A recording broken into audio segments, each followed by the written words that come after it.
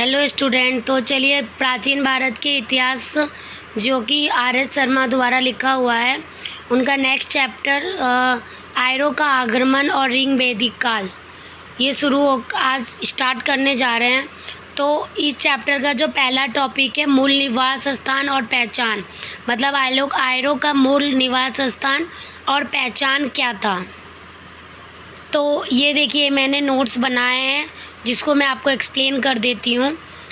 आर्यों का मूल निवास आल्प्स पर्वत के पूर्वी क्षेत्र में जो यूरेशिया कहलाता है, मतलब आर्यों का मूल निवास कहाँ था, जो कि आल्प्स पर्वत है। आल्प्स पर्वत, एक सेकेंड, ये आल्प्स पर्वत के पूर्वी क्षेत्र में जो कि यूरेशिया कहलाता है, वहाँ था।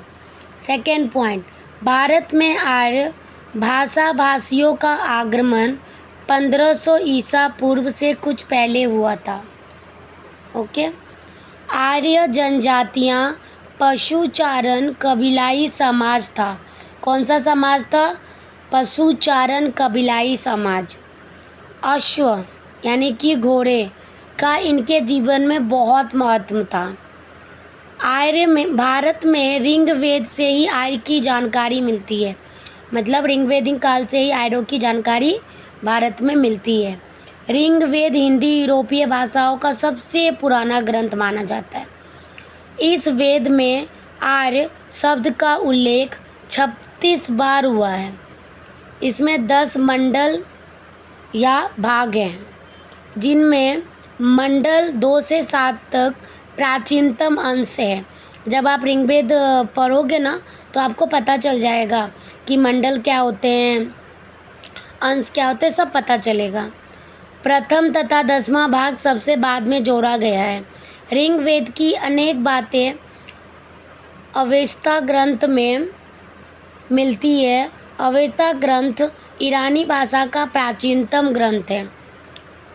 आर्य की भाषा हिंदी यूरोपीय भाषा है। उनकी अधिकांश लड़ाइयाँ गाय को लेकर हुई है।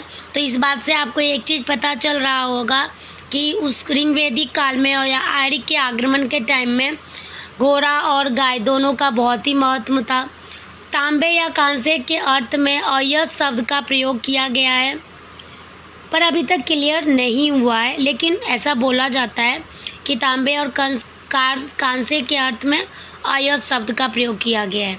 बाद में चलकर इस देश का नाम इसी भरत कुल के आधार पर भारतवर्ष पड़ा। तो ये उसका कुछ मूल निवास स्थान और कुछ उसकी पहचान थी। नेक्स्ट वीडियो में हम लोग उसकी भौतिक जीवन के बारे में भी पढ़ेंगे। तो चलिए मिलते हैं इसी चैप्टर के नेक्स्ट पार्ट में।